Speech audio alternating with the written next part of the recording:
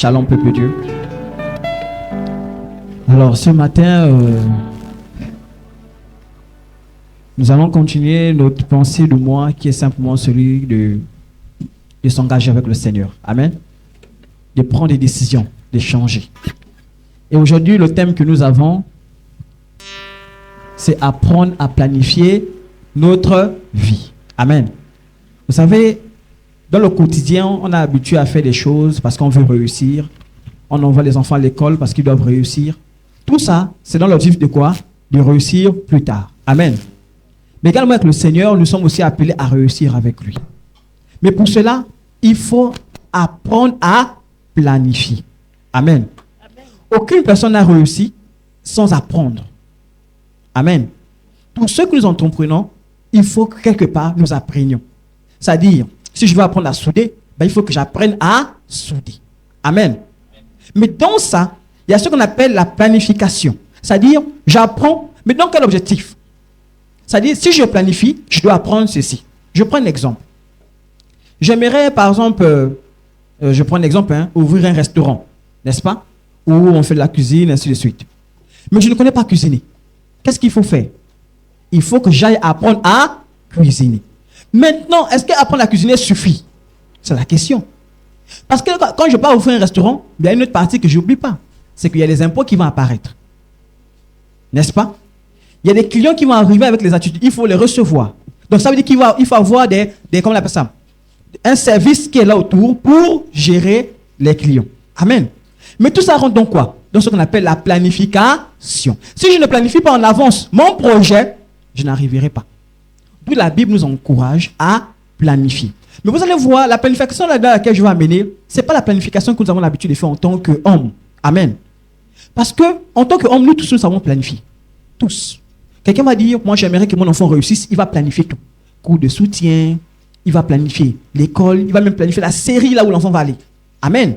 L'autre va dire non. Je regarde aujourd'hui et sais qu'aujourd'hui, les gens pour travailler, il faut que l'enfant fasse lycée technique. Tout ce que je planifie. Ça, c'est selon dans le monde. Amen. Mais à ça, j'aimerais qu'on ajoute un aspect particulier qui est celui du Seigneur. Qu'est-ce que le Seigneur vient faire lorsque nous voulons planifier? Amen. Vous savez, aujourd'hui, on est en train d'aller dans une phase où on encourage l'Église à faire quelque chose. C'est-à-dire, tu es quelqu'un qui ne travaille pas, tu dois faire quelque chose. Amen. Mais souvent, on peut se poser la question, mais je veux réussir comment? Comment ça peut marcher? Comment ça peut se faire pour que j'arrive à ce que ce projet se réalise? Amen. Souvent, on va commencer à douter de soi-même, de ses capacités. On va dire, est-ce que je peux même arriver? Est-ce que c'est capable? La Bible dit, confie tes projets à qui? À l'Éternel. Qu'est-ce qui va se passer? Tes projets vont se réaliser. Amen. Est-ce que tu crois à cette parole? Vraiment, j'aimerais que tu t'accroches. Parce que cette parole-là, c'est une des choses qui a permis à ce que j'arrive à être celui que je suis aujourd'hui. Parce que quand je me suis regardé mathématiquement, je vous ai dit tout le temps, après je rends tellement mes témoignages, c'est pour dire que quand je regarde ma vie, s'il n'y avait pas Dieu, je ne serais pas là où je suis. Parce que physiquement, je ne devais pas avoir la force pour arriver là où je suis. Parce que si tu commences à réfléchir, tu verras les obstacles seuls. Voilà pourquoi, nous, en tant qu'enfants de Dieu, nous ne marchons pas comme ceux qui sont le monde. Ceux qui sont le monde comptent sur quelqu'un. En fait, je vous dis, le monde a tendance à copier ce que Dieu a prévu. Ça passe, on comprend un peu. Ça dit que dans le monde, quelqu'un pour réussir, il va compter sur quelqu'un. Il va dire, non, moi j'ai un parent ministre. À partir de lui, je vais réussir. Bon, nous qui n'avons pas les parents ministres, on va réussir comment? C'est là vous comprenez que nous, on s'appuie sur qui? Sur Dieu. Pour réussir. Amen. Les gens dans le monde, quand vous voyez quelqu'un réussir le monde, ne pensez pas qu'il a réussi seul. Non. Il y a deux principes. Soit il était avec Satan, soit il était avec Dieu. C'est comme ça. Aujourd'hui, les gens, quand je vois les païens qui ont vu les gens du monde, qui sont devenus riches, vous savez ce qu'ils vivent? Vous savez comment ils ont fait pour être là? Est-ce que quelqu'un s'est posé la question? Ah, j'envie même cette personne. Est-ce que je sais comment cette personne est arrivée là? Je commence à dire non, Dieu, pourquoi moi? Mais lui, il a reçu. Tu connais ça? Parce qu'il ne faut pas suivre. Hein? Il vit le bonheur sur sa terre, mais quand il ira, c'est l'enfer qui l'attend, le malheur qui l'attend. Et rappelez-vous l'histoire de Lazare et le riche. Lazare et le riche. Ce n'est pas pour dire que Dieu aime quand on est pauvre, non. Ce n'est pas ce que sont dit. Amen. Parce que quelqu'un va dire, mais donc ça dit qu'il faut qu'on reste pauvre pour être sauvé. Non. Dieu n'a pas un problème avec la richesse. Le problème de Dieu, c'est comment tu es. Ça dit que tu es riche, mais tu n'as pas Jésus-Christ, ça sert à quoi? C'est l'enfer qui t'attend. Tu es pauvre, tu n'as pas Jésus-Christ, c'est l'enfer qui t'attend. Pourtant, tu es pauvre, et c'est l'enfer qui t'attend. Parce que tu n'as pas Jésus-Christ. Amen. Mais dans ce principe-là, on nous fait comprendre quoi? Que Lazare, qui lui craignait Dieu, était attaché à Dieu, malgré ses souffrances, venait quand même voir quelqu'un pour dire, ah, aide-moi. Mais la personne disait, non, moi je suis riche, je vais te donner quoi? Rien, tu n'as rien. Il souffrait là, jusqu'à ce qu'il est parti. La Bible dit qu'il a été réconforté dans le ciel. Mais Lazare, le riche, lui, par contre, il a eu ses récompenses sur la terre, il a eu tout ce qu'il avait, toute la joie qu'il avait, tout ce qu'il pouvait vivre. Mais la suite, c'est quoi? Il allait vivre l'éternité en enfer. Voilà pourquoi, quand tu cherches tellement l'argent, il faut être très sage. D'où on apprend aujourd'hui à planifier sa vie. Mais pas selon le monde, mais selon Dieu. Amen. Presque tout le monde fait des projets. Nous envisageons des façons de passer nos soirées. Nous faisons des plans pour nos week-ends ou nos vacances. Certaines personnes planifient le nombre d'enfants qu'elles auront, n'est-ce pas? Oh non, j'aurai tant d'enfants. Moi, je ne veux pas dépasser cela. Elles font des plans pour leur éducation. Nous devons planifier nos finances, nos dons. Amen. Quand tu viens à l'église, et j'encourage l'église à faire ça, à planifier. Quand tu viens donner pour Dieu, l'offrande, planifie depuis la maison. Ce n'est pas ici tu commences à dire, bon, je dois donner combien. Non, ce n'est pas bien. Hein? Depuis la maison, si c'est 500 que tu as approuvé de donner à Dieu, prévois les 500 là. Je vous assure vraiment, c'est un enseignement que j'ai reçu de ma maman. Ça dit que quand elle prévoyait donner l'offrande, elle mettait l'argent dans l'enveloppe, même si c'était 500. Elle disait non, c'est Dieu. Dans les billets qu'elle choisit, quand je dis mais dans le vieux billet là, elle me dit niet, dans le billet propre.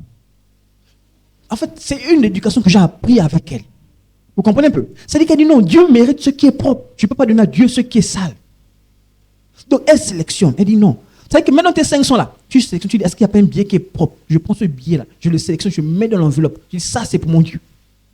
Vous voyez un peu? Et je planifie depuis la maison. C'est pas ici comme ça dit, bon je vais donner combien? Non, ça c'est mauvais. Depuis la maison tu planifies, tu viens déjà ça, c'est préparé. Tu dis Seigneur, ce que j'ai prévu pour toi, c'est là déjà. Amen. Donc, les individus font des plans, les entreprises font des plans. Mais également ça, l'église, nous aussi, on doit planifier. Vous voyez aussi, vous avez les responsables que nous sommes. On se bat à planifier les choses en avance. Vous voyez, par exemple, c'est un thème qui a été donné. Mais ce thème n'a pas été donné par hasard. Ce thème a été donné dans le sens où on a planifié les choses. Et on a un projet avec l'église. Le problème chez nous, c'est que est-ce que l'église sera prête à rentrer dans ce plan? Et c'est ce que nous allons parler aujourd'hui. Amen. Bon, laissez-moi donner le verset. Proverbe 15. Amen. À partir du verset 31 dit, une personne qui écoute les leçons de la vie a sa place parmi les sages. Amen. Une personne qui refuse les avertissements se méprise elle-même. Mais celui qui accepte les reproches apprend à réfléchir. Le respect du Seigneur apprend la sagesse. Pour être honoré, il faut d'abord se faire petit. Amen. La Bible te dit quoi? Si tu veux avancer, il faut d'abord apprendre. Il faut accepter qu'on t'enseigne. Il faut accepter qu'on t'oriente. Amen. Moi, mon frère en Christ, lui, il a dit, il veut se marier. Amen. On a dit pour se marier, il faut que tu apprennes. Parce que, quand on ne le veut pas, dans le mariage, il n'y a pas de question d'expérience. Si quelqu'un te dit là l'expérience du mariage, oui. On est d'accord. Parce que le mariage, c'est une affaire de une fois. Si quelqu'un te dit j'ai l'expérience du mariage, oui. Une soeur te dit j'ai l'expérience du mariage, oui. C'est parce qu'on comprend un peu.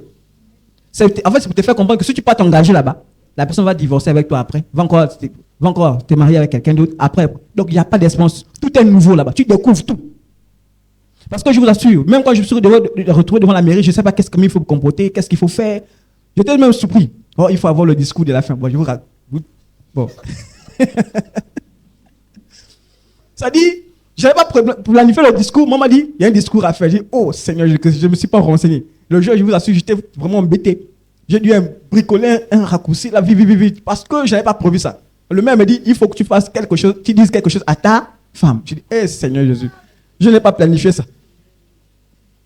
Ça, je dis, j'accusais Papa Idriss. Papa Idriss, tu m'as pas dit ça, tu m'as pas dit ça, tu m'as pas dit ça. Mais sur place, j'ai dû me battre et faire quelque chose. Amen. Mais vous imaginez le stress que j'avais. Je vous assure, le stress là. J'ai dit au Seigneur, devant les gens, toi comme ça, dis oui. Nous qui avons l'habitude d'être cachés. Bon, le bisou devant les gens aussi. Vous voyez un peu. Mais tout ça là, ce n'est pas quelque chose qu'on a l'habitude de faire. Amen. Mais dans la vie de l'enfant de Dieu, il faut apprendre à planifier. Amen. Non, ça va aller. Ça va aller. Dieu va faire grâce. J'attends seulement le... Proverbe 16, à partir du verset 1, nous dit: les humains font des projets, mais c'est le Seigneur qui prend les décisions. Amen. Ça, c'est lorsque tu sais que tu es totalement abandonné à Dieu. Lorsque tu es abandonné à Dieu, tu laisses Dieu prendre les décisions. Je vous assure, il y a tellement de projets que j'ai là. À un moment, je m'arrête et je dis: Seigneur, qu'est-ce que je dois faire? Est-ce que ça, c'est un bon projet pour moi? Seigneur, si je fais ça, est-ce que c'est bien? L'enfant de Dieu, c'est comme ça qu'il marche. Il ne commence pas à dire quelque chose sans avoir interpellé d'abord Dieu. J'ai un projet, je dis: Seigneur, voici ce que j'envisage faire. Je n'ai pas encore commencé. Mais avant de faire, il réfléchit. Il commence à penser. Il commence à méditer. Il commence à dire: est-ce que si je fais ça, c'est correct? Amen. Mais il ne dit pas ça seul. Hein. Il ne dit pas seulement non. Il dit ça à Dieu. Parce qu'il croit que Dieu connaît. C'est là où tu vois. Les autres vont aller voir les Nganga pour voir ce qui se passera devant. Pour dire: dis-moi, ou bien les divins comme on dit. Dis-moi, dans 2 ans, est-ce que ça pourra marcher? À l'époque des guerres, ils partaient voir les hommes pour dire: ah, s'il te plaît, j'ai envie. Parce qu'à l'époque, ils avaient la grâce d'avoir les prophètes. N'est-ce pas? Et vous allez voir, les rois avaient tendance à aller consulter les prophètes pour dire: prophète, dis-moi ce que Dieu dit par rapport à la guerre qu'on va aller faire. Est-ce que la guerre là, on va remporter ou on va perdre? J'ai une histoire comme ça là où il y a. Bon, je n'ai pas mis l'histoire parce que c'est justement ça suit un peu ça, mais comme c'était tellement long, j'ai lu en les filles. C'est-à-dire, le roi a consulté plus de 400 prophètes. Mais le prophète restait les bénis, oui. C'est-à-dire qu'eux, on les payait pour dire: dis oui, dis oui, dis oui, dis oui, dis il va gagner, il va gagner. Mais il y avait un parmi eux qui disait toujours la vérité. Et lui, il consultait vraiment Dieu. Lui, quand il arrive, il disait: j'ai dit non. Dieu a dit: si tu parles, tu vas perdre. Il a dit: non, je vais gagner. Les autres 400 l'ont dit: oui, tu vas gagner. Lui, seul, il a dit: non. Il est parti. Il est mort. Vous voyez un peu. Donc, bref, c'est ça pour me faire comprendre que dans la vie d'un enfant de Dieu, c'est Dieu qui décide. Je vous assure, tu peux faire une planification là. Tu dis: moi, je veux marcher, je veux partir au marché. Je veux partir tout droit, je vais acheter ça, je veux revenir. Frère, la route où tu pars là, tu ne sais pas ce qui va se passer. Tu ne connais pas comment on va se dérouler. Tu ne sais pas s'il y aura un accident. Tu ne sais pas si on va t'interpeller pour dire: on a besoin de toi. Tu ne connais rien du tout.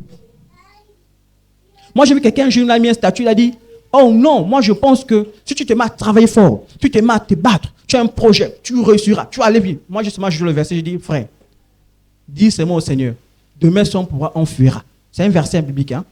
Je le balance sur le verset, je dis: mon frère, tout ce que tu as dit là, c'est bien. Mais si tu n'as pas la force, si tu n'as pas la vie, tu feras ça. Nous, je vous ai dit que moi, j'ai tellement... Ça dit que pour avoir quelque chose financièrement, j'ai dû me mettre à travailler dur. Ça dit aller de maison à maison, faire les coups de soutien, à gauche, à droite. Mais dans ça, je vous assure, il y avait la fatigue. Parfois, moi, je rentre à la maison, je me sens en forme. Je dis: Seigneur, merci. Parce que la force, là, c'est toi qui m'accorde. Si Dieu m'avait imaginé un instant que Dieu te fait tomber malade, ou bien tu tombes malade pendant 1 mois, l'argent là, tu gagnes ça où? Qui est d'accord de payer l'argent? Quelqu'un n'a pas fourni les efforts. Quelqu'un n'a pas fait enseigner ton enfant, tu vas venir payer pour payer. Non. Le monde là, personne n'est gentil avec tout le monde. Hein? Non. Ah oui, hein? Je ne paye pas pour rien. Si je paye, il faut que tu aies fait le service. Mais imagine 1 mois, tu es KO. Qui va te payer? Bon, tu manges comment? Et c'est comme ça que j'ai vu la grâce de Dieu. C'est comme ça que chaque matin, quand je me lève, je dis: Seigneur, merci. Malgré mes planifications, tu es toujours là avec moi. Tu m'accompagnes. Donc, c'est le Seigneur qui décide. Et ça, si tu es sage, l'orgueil qu'on a souvent en nous là, en fait, il faut savoir le mettre de côté. On va continuer. On dit: confie au Seigneur ce que tu fais et tes projets vont faire quoi? Se réaliser. Le Seigneur a tout fait dans un but précis. Il a même créé ceux qui agissent mal pour le jour où ils seront punis. Ah, tu vas me dire: comment ça? Ah oui. Est-ce que tu sais que quelqu'un voulant te faire du mal, en fait, te fait du bien? Ça, souvent, on n'arrive pas à réaliser ça. On n'arrive pas à comprendre ça. Ça dit quelqu'un, va te faire du mal. Pas parce qu'en fait, il doit te faire du mal, mais parce qu'en fait, Dieu a prévu que ce mal-là, tu vas t'en sortir. Je vais prendre une histoire simple. Joseph. Ses frères ont fait quoi? Ses frères l'ont fait quoi? L'ont vendu. Mais le fait de l'avoir vendu, qu'est-ce qui s'est passé? Il est devenu gouverneur de l'Égypte. S'il ne l'avait pas vendu, est-ce qu'il est retourné en Égypte? Est-ce qu'il est esclave? Non. Mais c'est parce que les frères l'ont vendu. Ça dit que la méchanceté des frères vers lui, en fait, ont poussé à rentrer dans le plan que Dieu avait prévu pour lui. Donc, ne vous étonnez pas. Parfois, quand vous voyez les choses qui arrivent dans votre vie, vous voyez les gens qui commencent... En fait, parfois, c'est un processus de Dieu pour que tu arrives quelque part. Mais le problème chez nous, c'est qu'on est tellement têtus. Et c'est là où parfois d'autres, au lieu de rester fidèles à Dieu, commencent à prendre les voies du monde. Et sortent du plan que Dieu avait prévu pour eux. C'est pas ça qu'on comprend un peu. Imaginez que Joseph, à cet instant-là, avait touché la femme de Potiphar. Qu'est-ce qui serait passé? Vous pensez qu'il devait être gouverneur? Jamais. Jamais. Le plan de Dieu devait l'abandonner. Dieu dit, mais attends, je t'ai prévu quelque chose, tu n'as pas résisté, tu es tombé en fornication. C'est fini pour toi. C'est fini pour toi. Et beaucoup ont raté des bénédictions de Dieu. Pas parce que Dieu ne voulait pas, mais parce qu'ils ont raté le chemin que Dieu avait prévu. Ils ne sont pas restés fidèles à Dieu. Ils avaient mis des projets dans Dieu. Nous, voici comment on va arriver. Mais restons fidèles. Et l'ennemi ne va pas nous laisser tranquilles. Voilà pourquoi même Satan est utilisé par Dieu pour que nous, on arrive là où il a prévu. Mais c'est à nous maintenant de rester fidèles, attachés à Dieu. Amen. Le Seigneur déteste les orgueilleux. Ils seront sûrement punis. Les orgueilleux seront punis. Satan a été orgueilleux, il sera puni. Les démons ont été orgueilleux, ils seront punis. Mais malheureusement, des hommes orgueilleux seront punis. Voilà pourquoi nous sommes interpellés avant ce jugement. Pour que nous ne fassions pas partie de ces personnes qui seront punies.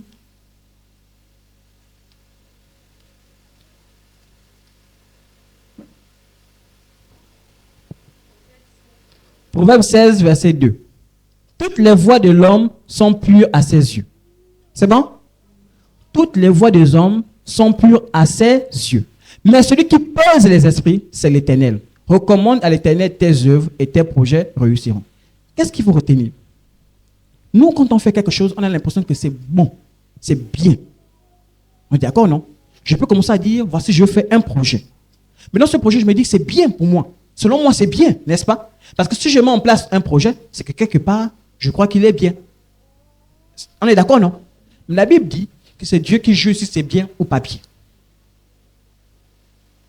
Frère Edou, tu peux dire là, j'ai envie de m'acheter un véhicule. Pour toi, c'est bien, n'est-ce pas? Mais Dieu va te dire, c'est pas bon. Toi, dans l'orgueil, tu vas dire, mais comment? Parfois même, nous, tous on était enfants, hein? Tous on était enfants. Là, moi, je ne vais pas dire, parce qu'il y a pas des enfants. Tous on a été enfants. Lorsqu'on a voulu faire des choses, les parents nous ont dit, non. On a boudé. Mais pourquoi? Non. Moi, je voulais être là-bas. Pourquoi tu m'embêtais? Pourquoi tu m'empêches? D'autres font la guerre aux parents. N'est-ce pas? Mais pourquoi? Mais parce qu'au fond, on se dit que ce qu'on veut faire, c'est bien. Vous allez voir la majorité des enfants, tout ce qu'ils voient, ils se disent que c'est bien. Ils se disent que c'est bon. C'est là où la responsabilité de nous parents. C'est nous parents à ce moment qui viennent dire à l'enfant que non.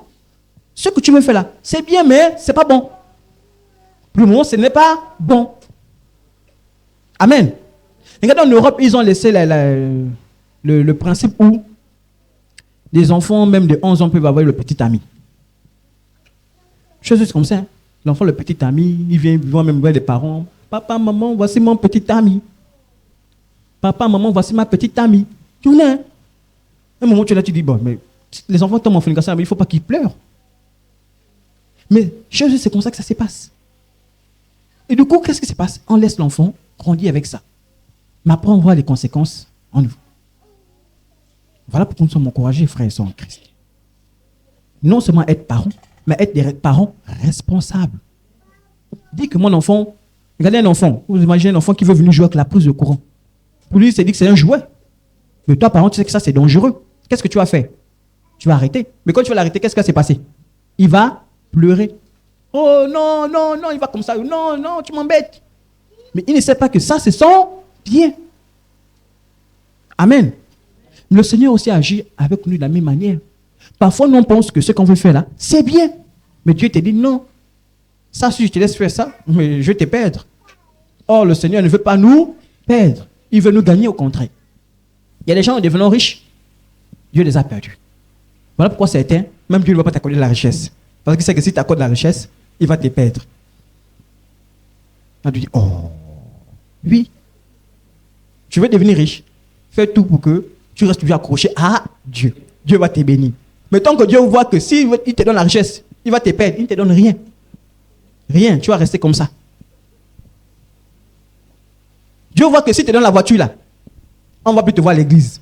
S'il y a Mwenda, Franceville, Koulamoutou, on ne sait pas où. On ne te donne pas la voiture, tu vas rester comme ça à pied. On va marcher sur le soleil.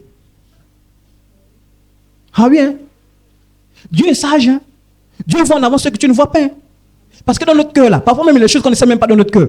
Quand on découvre, on dit, oh, mon cœur l'avait donc ça. Ah oui. Voilà pour tout un enfant de Dieu examine son cœur. Et ça s'ouvre. Il dit, Seigneur, mon cœur. La dernière fois, j'ai eu une pensée négative là. Pardon, Seigneur, je vais enlever ça. Seigneur, la dernière fois, j'ai eu ceci. Seigneur, je vais enlever ça. Regardez l'apôtre Paul. Il a dit, il a prié 3 fois, le Seigneur a dit, Seigneur, enlève-moi ça. Mais le Seigneur a dit, il a vu les prédispositions dans son cœur d'orgueil. Que s'il enlève ça, il pouvait perdre l'apôtre Paul. Il a dit, tant qu'il a besoin, comme il a besoin de l'apôtre Paul. Il a dit, non, je t'enlève pas ça, tu restes avec. Donc, tu veux que Dieu te bénisse quelque part. Enlève les choses qui ne sont pas conformes à lui. Amen. Alors, comment faire pour planifier? Comment faire pour planifier? Comme je disais, dans toute chose, il y a ce qu'on appelle l'apprentissage. Je ne peux pas commencer à planifier sans avoir appris. Amen. Proverbe 16, comme je disais, toutes les voies de l'homme sont pures à ses yeux. Mais celui qui pèse les esprits, c'est l'Éternel. Recommande à l'Éternel tes œuvres et tes projets réussiront. Josée 1, verset 7 dit, fortifie-toi seulement et aie bon courage, en agissant fidèlement selon toute la loi que Moïse, mon serviteur, t'a prescrite. Ne t'en détourne ni à droite ni à gauche, afin de réussir dans tout ce que tu entreprendras. Ici, j'aimerais ajouter quelque chose, c'est quoi? Normalement, c'était pas le texte qui m'intéressait, mais quand je me suis mis à lire ce texte, je me suis dit, ah, mais c'est vrai. En fait, qu'on le veuille ou pas, il faut avoir quelqu'un qui t'oriente. Amen. Si tu n'as personne pour t'orienter, tu t'orientes toi-même. En fait, tu ne sais pas où tu iras. Mais il faut vraiment que tu aies vraiment la connaissance, la sagesse. Amen. Parce que celui qui n'a pas besoin d'être orienté, c'est Dieu. C'est Dieu. Même Abraham, quand il a commencé à sortir de sa famille pour aller quelque part, il a été orienté par Dieu. Amen. Mais aujourd'hui, Dieu a mis en place qui? Ses serviteurs. Il a mis les pasteurs, il a mis les apôtres, il a mis les prophètes. Pourquoi? La Bible dit quoi? C'est pour l'édification du corps de Christ. Ça veut dire que ton pasteur, normalement doit t'orienter. Ton pasteur doit te dire, frère, je pense que là où tu parles, c'est dangereux. Maintenant, ouais, c'est dommage parce qu'aujourd'hui, ça fait confusion. Aujourd'hui, il y a tellement de mauvais pasteurs. Aujourd'hui, les gens ne peuvent même plus avoir confiance aux pasteurs. C'est pas ça qu'on comprend un peu. Il y a tellement de mauvais. Ça veut dire que les gens disent, quand tu vois, moi je vous assure, moi j'étais le premier. Je vous dis, je ne cache pas, je suis le premier à me méfier de tout ce qui se disait homme de Dieu. Moi j'étais le premier. Quand quelqu'un me dit, en fait, il veut prier, je dis non, bon. Avec le recul, c'est vrai que dans mon cœur, il n'y a pas une prise de décision qui dit que non, prie pour moi. Il n'y avait pas. Pourquoi? Parce qu'il y avait tellement de choses qu'on écoute sur les hommes de Dieu qu'aujourd'hui tu te méfies. Et c'est tout à fait logique. Mais toutefois, on appelle aussi à faire confiance. Parce que si on laisse seulement les blocages dans notre vie, ben, on ne va pas progresser. Tu as le temps d'examiner. Voilà pourquoi on a les yeux, on ouvre, on regarde ce que la personne fait. Si on sent que le témoignage de la personne est correct, qu'est-ce qu'on fait? Ben, on suit. Amen. Mais il faut suivre selon le Seigneur. Selon le Seigneur. Ah oui, il y a des gens, les pasteurs qui ont commencé bien, mais après, à la fin, ils vous amènent dans d'autres voies. Mais si tu n'es pas ça, tu dis, bon, il était toujours bien avec nous, mais tu ne vois pas qu'il est en train de vous emmener en enfer. Tu fais quoi? Tu continues? Non. À un moment, il faut dire stop. Là, tu n'es plus conforme à ce que la parole de Dieu dit. Amen. Mon serviteur, c'est-à-dire que là, il parlait maintenant à Josué. Moïse étant parti, Josué était maintenant là. Josué, c'était qui? C'était un jeune homme qui restait aux côtés de Moïse pour apprendre. C'est là où je reviens sur la question. Est-ce que tu as quelqu'un qui te suit? Est-ce que tu as un responsable qui t'enseigne la parole de Dieu? Est-ce que tu as quelqu'un qui te dit, ou bien quelqu'un à qui tu peux te confier pour dire, voilà, la dernière fois, je ne sais pas, il y a quelqu'un qui m'a tenté, je ne sais pas qu'est-ce qu'il fallait prendre. Est-ce que tu as quelqu'un à qui tu parles? Parce que Josué, lui, il avait Moïse pour te demander conseil. Et cela on dit à Josué, maintenant Moïse, il est parti. C'est toi maintenant qui vas prendre le relais. Et tout ce que Moïse t'a enseigné là, tu vas maintenant les appliquer. Il dit, reste encore fidèle à ça. C'est-à-dire, Dieu s'adresse à lui en disant, tout ce que tu as appris là, reste fidèle à ce que tu as appris de Moïse. Ça, on comprend un peu. La même manière que vous voyez devant vous, j'ai appris de quelqu'un. Et je continue à apprendre de cette personne. C'est-à-dire, je ne suis pas arrivé comme ça. Non.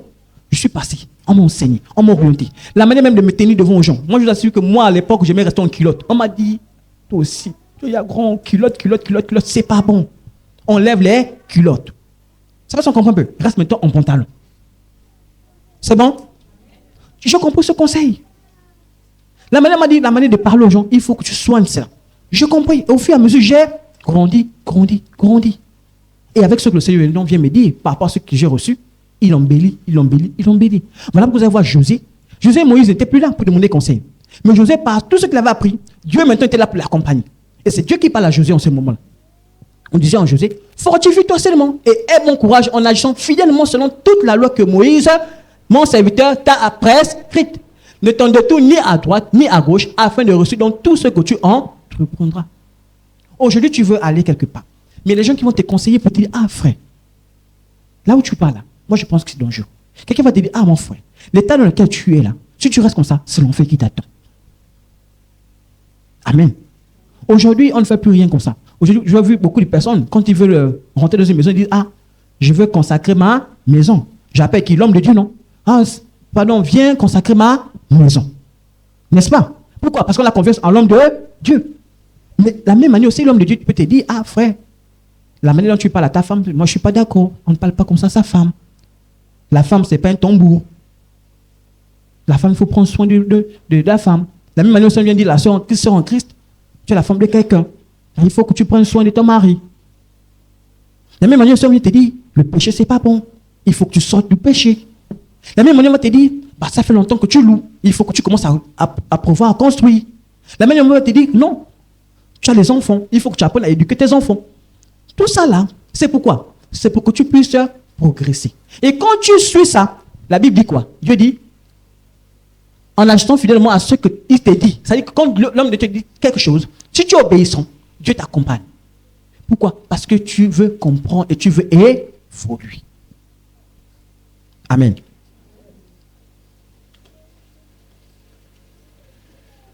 Au verset 8, on lui dit que ce livre, et c'est là où je voulais en fait en venir, que ce livre de la loi ne s'éloigne point de ta bouche, médite-le jour et nuit pour agir fidèlement selon tout ce qui est écrit, car c'est alors que tu auras du succès dans tes entreprises, c'est alors que tu réussiras. La Bible que Dieu nous a donnée, en fait, c'est un manuel dans lequel tu peux traiter tous les problèmes, tout, sans exception, tous les problèmes, tu les traites à partir de la Bible.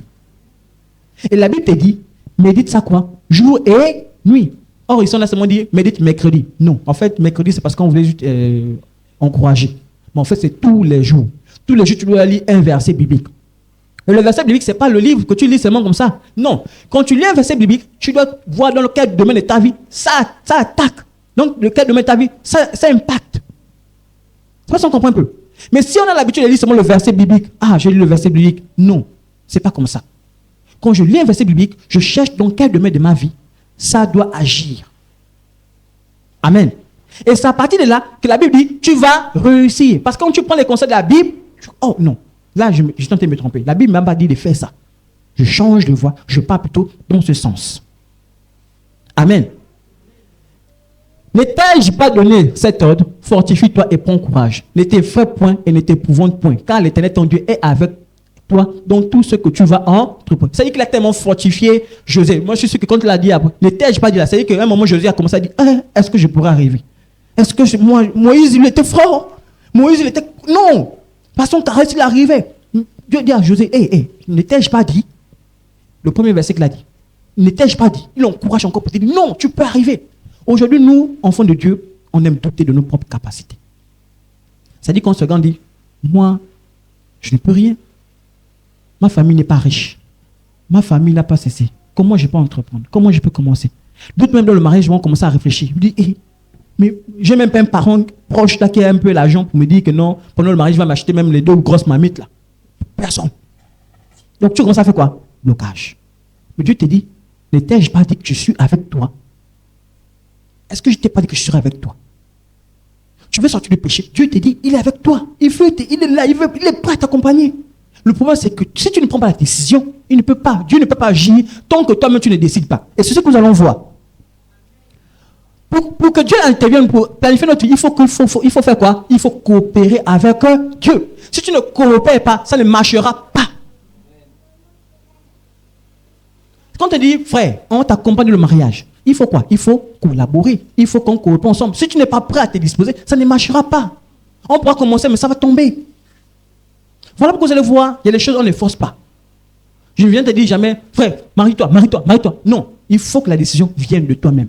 Il faut que toi-même dans ton cœur, tu dises, moi je veux, mais nous on va simplement faire quoi? T'encourager. Te dire, frère, là où tu es là, c'est l'enfer.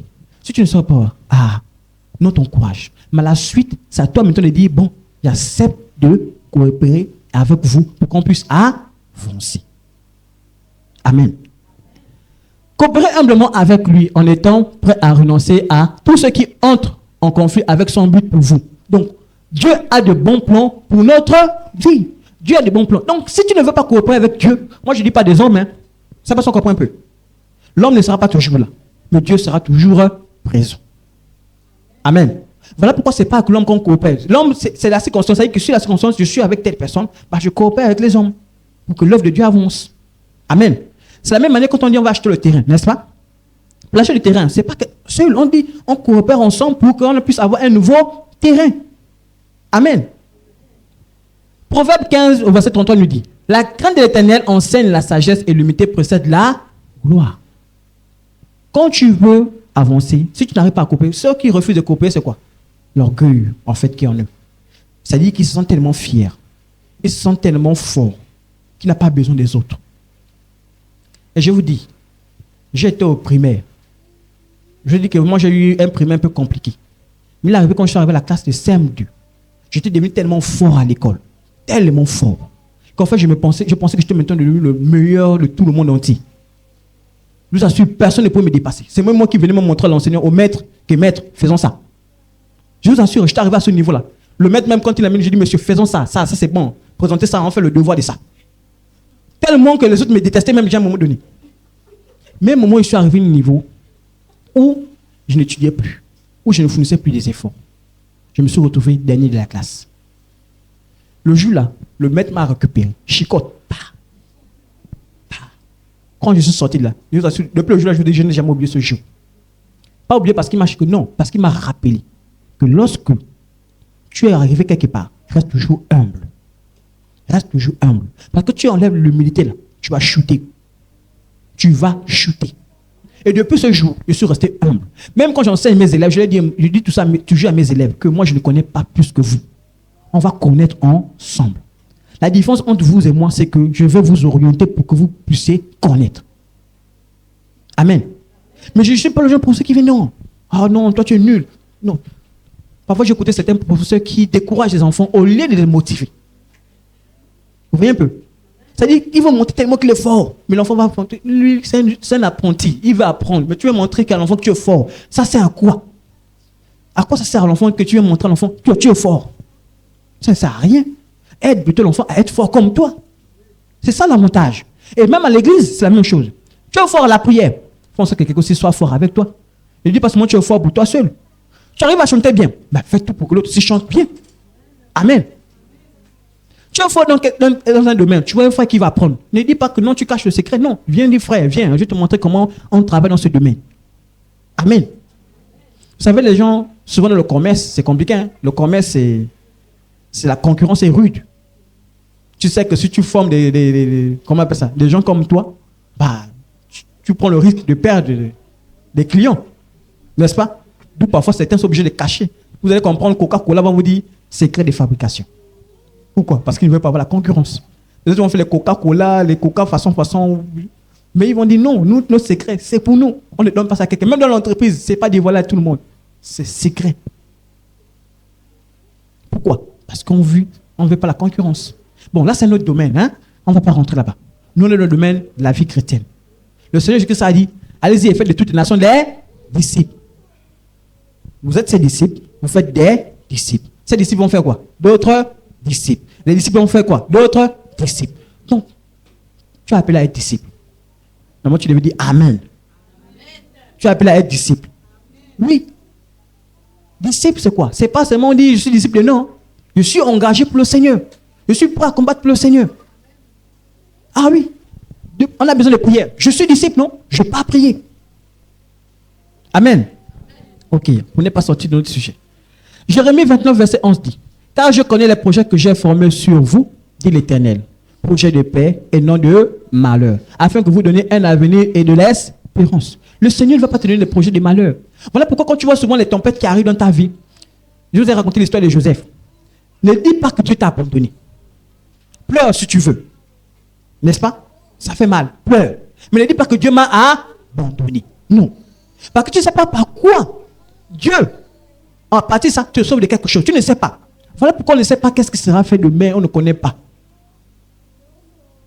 Celui qui vient te dire que non, demain sera comme ça là, il faut fuir.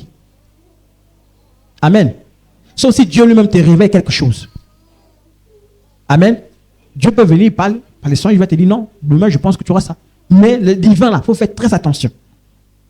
Amen. Romains 12, verset 2 nous dit, ne vous conformez pas au siècle présent, mais soyez transformés par le renouvellement de l'intelligence, afin que vous discerniez quelle est la volonté de Dieu, ce qui est bon, agréable et parfait. Le renouvellement de l'intelligence. Non, on ne parle pas de l'intelligence du monde. Voilà pourquoi la Bible dit, il faut que ton intelligence soit renouvelée. Si ton intelligence n'est pas renouvelée, tu n'as pas reçu un enseignement pour renouveler ton intelligence, parce que tu seras toujours comme dans le monde. Tu n'évolueras pas. Voilà pourquoi, mon enfant de Dieu, quand je connais le Seigneur, je dois faire tout pour que mon intelligence soit renouvelée. Lorsque je coopère avec Dieu, il faut aussi que j'apprenne à faire confiance en Dieu. Amen. Beaucoup de personnes n'arrivent pas à faire confiance à Dieu. Confier ses projets au Seigneur signifie lui parler de ses projets, faire des projets avec lui. Au début de chaque journée, par exemple, on peut prendre la décision de dire, Seigneur, voici ma journée, je vais aller au travail, voici ce que je vais faire, voici ce que je fais. Je fais quoi? Je fais confiance en l'Éternel, donc je le présente tous mes projets de la journée. Amen. Donc nous sommes encouragés à ce niveau-là. La troisième chose, c'est aussi apprendre à consulter Dieu. Quand je vous disais, le monde copie ce que Dieu a mis en place. Amen. Quand on voit les gens aller, par exemple, voir les Nganga, en fait, il faut quoi? En fait, ce n'est pas là-bas qu'il devait aller consulter.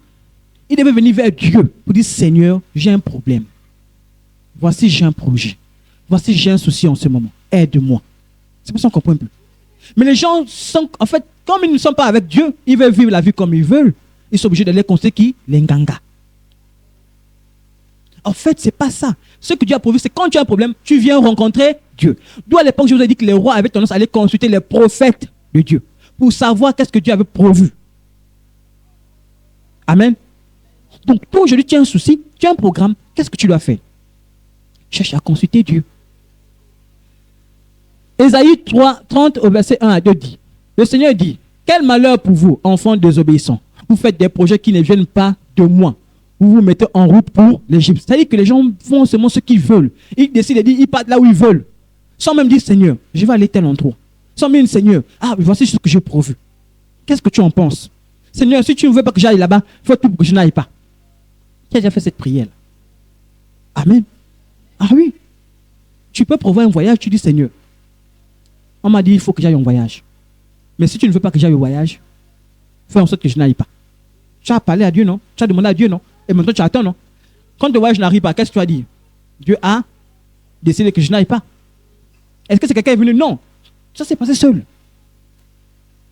Amen. Proverbe 15, verset 33 nous dit, se confier au Seigneur signifie se consulter, le consulter, discuter de vos projets. Bon, ce n'est pas le verset, c'est juste le verset référence. Se confier au Seigneur signifie le consulter, discuter de vos projets avec lui et rechercher sa sagesse et ses conseils.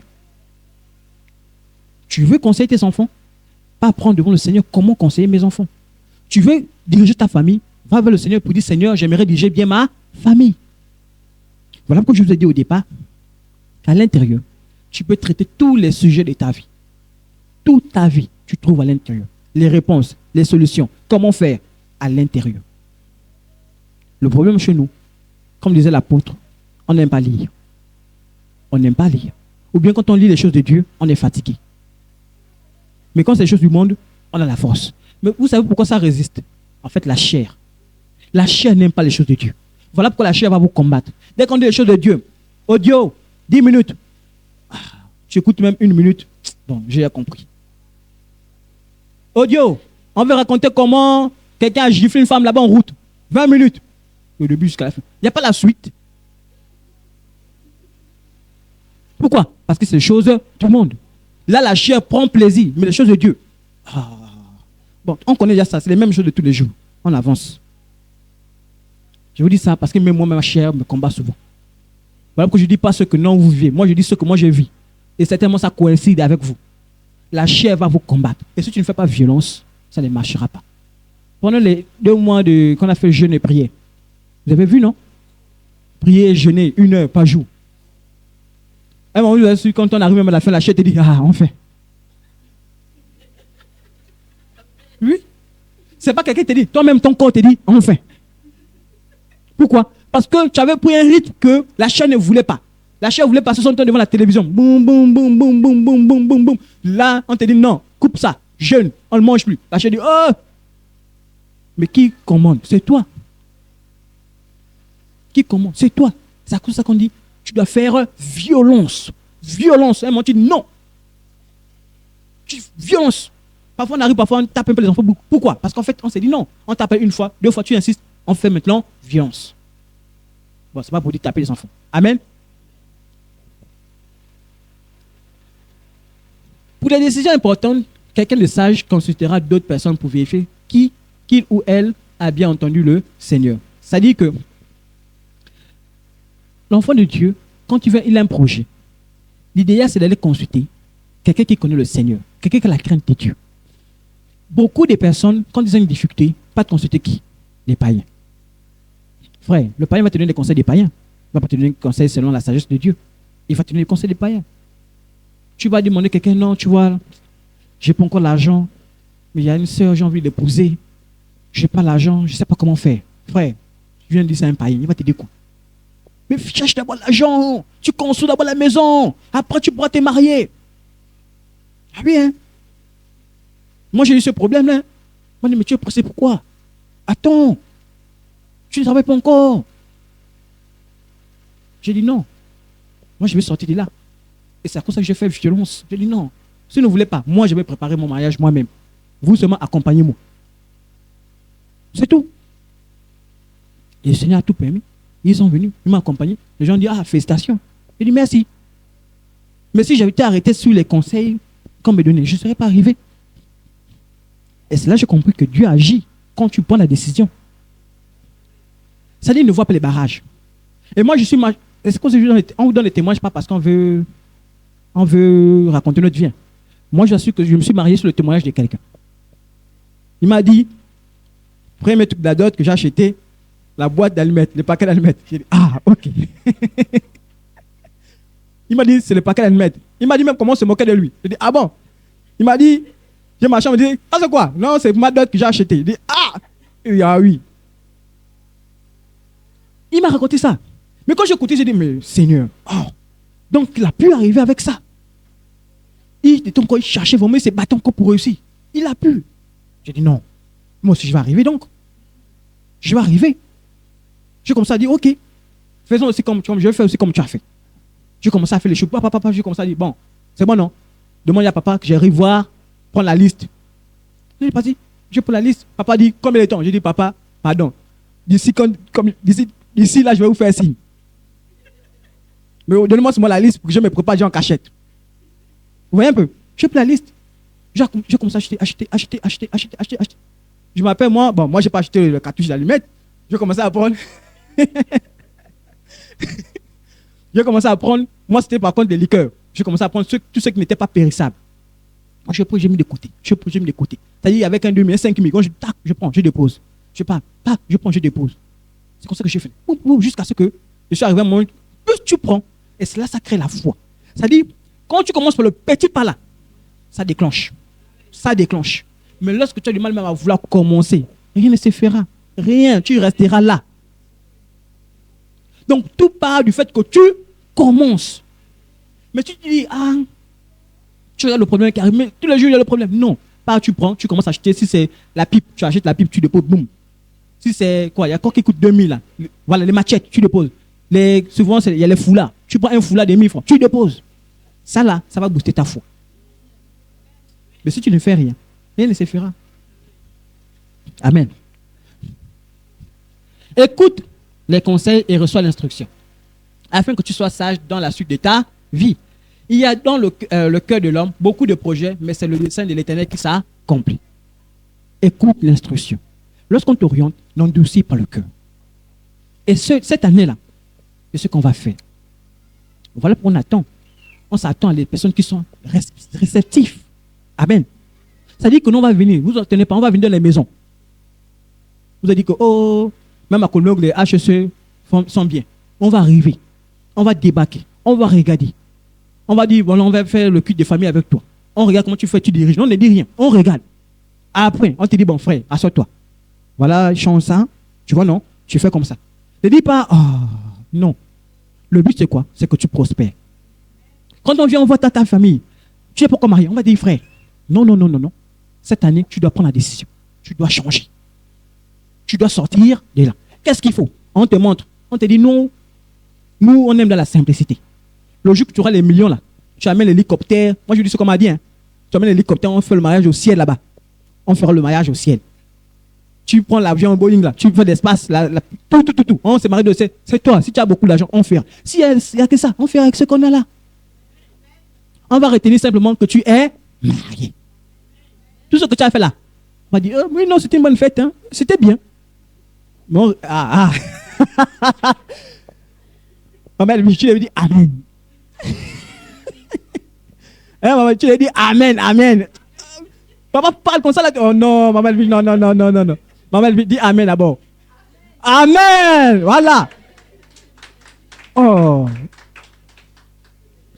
Donc, pour terminer, Dieu veut nous libérer de la responsabilité de faire des projets. C'est-à-dire être seul, n'est pas être accompagné. Non. Dieu est prêt à nous accompagner. Amen. Je vous ai dit que la seule position, c'est dire je veux aller avec le Seigneur. Je veux que Dieu m'accompagne dans ce projet. Il va t'accompagner. Ne mets pas le cœur dur pour dire non, je ne pourrais pas arriver. Non.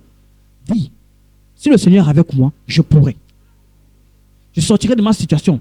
Je ne sais pas là où le Seigneur. Quand je dis je ne sais pas, chacun sait là où il se trouve. C'est là où la difficulté dans laquelle il passe. Mais c'est à toi de dire, Seigneur, viens changer ça. Moi, on ne change pas dans le péché. Hein. Je l'ai dit. Hein. Ah oui, Dieu et le péché sont illimités. C'est-à-dire qu'il n'y a pas, ils ne marchent pas ensemble. Si tu veux le péché, Dieu te laisse. Voilà pourquoi l'enfant de Dieu, quand tu comprends que Dieu ne fait pas ça, j'élimine. Amen. Pour terminer avec ce verset, Romains 8, de verset 28 au verset 29 nous dit, nous savons, du reste, que toute chose concourt au bien de ceux qui aiment Dieu, de ceux qui sont appelés selon son dessein. Car ceux qui a connus d'avance, il les a aussi prédestinés à être semblables à l'image de son fils, afin que son fils fût le premier-né entre plusieurs frères. En fait, là, on rentre dans le thème qu'on a donné pour la vision de l'année. Pour dire que Dieu, quand il t'appelle, il va t'utiliser. À partir de toi, les gens verront Jésus-Christ à travers toi. Quand tu te maries, c'est une manière d'évangéliser les gens. Pour dire que je n'avais pas beaucoup d'argent, mais quand je connais le Seigneur, il m'a changé. Quand tu laisses le péché, Dieu regarde, les gens vont dire, mais lui est avec nous, mais depuis que tu as rencontré Jésus-Christ, tu n'es plus dans le péché. Lorsque tu travailles, Dieu va dire, mais lui là avant il ne faisait rien. Mais à cause seulement d'avoir fait comment on appelle ça? Les gens qui font les chaussures là. C'est-à-dire après avoir justement dit que non, bon, moi je vais faire la chaussure, la cordonnerie, voilà. J'ai réussi là-dedans. Je suis allé faire, c'est pas, il y a plein de petits métiers qui sont là, dans lesquels on peut réussir. Le problème chez nous, c'est la manière de planifier. Et justement, cette année, on va accompagner l'église pour que chacun réussisse dans ses projets. Vraiment, peut-être on n'est pas encore une grande église où on peut avoir des finances assez énormes pour préfinancer les projets de tout un chacun. Mais nous, pour le moment, on a le Seigneur. Et c'est là je me rappelle la prière de Pierre lorsqu'il a fait à ceux qui étaient malades des pieds depuis sa jeunesse. Il a dit, je n'ai ni or, ni argent, mais tout ce que je te donne au nom du Seigneur Jésus-Christ, réussis. Lui, c'était les pieds qu'il avait besoin. Il a dit, lève-toi et marche. Le Seigneur te dit, moi la prière que je peux faire pour toi, c'est de dire, Seigneur, je sais que je n'ai pas d'argent. Je ne peux pas donner les millions à chacun. Non. Mais ce que je peux donner, c'est le Seigneur Jésus-Christ. Qu'à partir du Seigneur Jésus-Christ, il soit béni, qu'il réussisse, qu'il se marie, qu'il sorte du péché, qu'il fasse vraiment des grandes choses avec toi. C'est le souhait du Seigneur. Le problème, c'est est-ce que tu veux que le Seigneur vienne chez toi? Est-ce que tu veux que le Seigneur change ta vie? C'est la question. Alors j'aimerais qu'on prie ensemble un instant. Et pendant qu'on prie, tu dis à Dieu ce que tu veux qu'il fasse dans ta vie. Ne vois pas les voies du péché, non. L'enfant de Dieu ne tombe plus dans le péché. L'enfant de Dieu voit les choses que Dieu a prévues pour lui. Alors, renferme-toi dans ton cœur et demande à Dieu ce que tu veux qu'il fasse pour toi. Si les chants peuvent nous accompagner.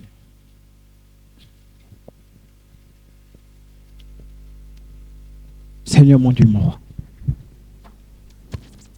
Ta parole, Seigneur, ne retourne pas à toi sans avoir compris ce pourquoi elle avait été donnée.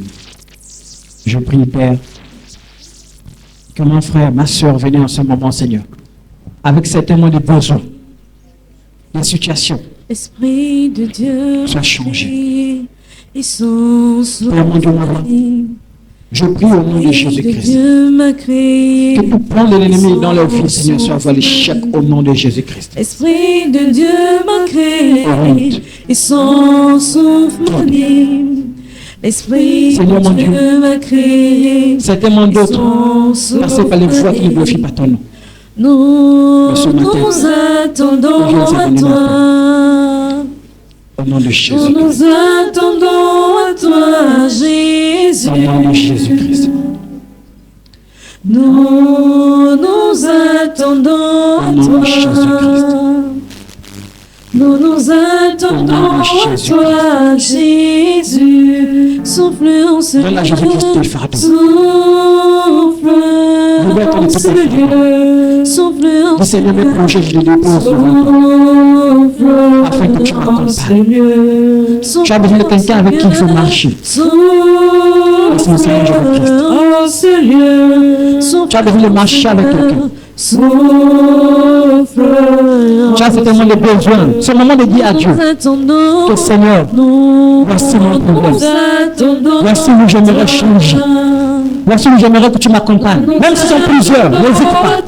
Dis tout. Et attends-toi au Seigneur. Nous nous attendons.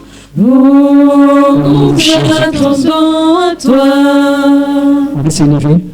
Nous nous attendons à toi, Jésus. Reste toujours dans l'attitude de prière. Souffle dans nos On va prier vies. ensemble. Souffle Dans dans la nos foi, vies. que le Seigneur j'accepte Souffle changer. dans nos vies. Seigneur mon Dieu, mon roi. Dans nos vies. Père mon Dieu, mon roi. Dans nos vies. Je prie, Seigneur, pour chacun dans son lieu, Seigneur. Nous sommes venus, Seigneur, chacun avec des besoins. Chacun avec une préoccupation. Je prie, mon Dieu, mon roi, que ta grâce descende dans les vies au nom de Jésus-Christ. Et que tout ce que ça t'a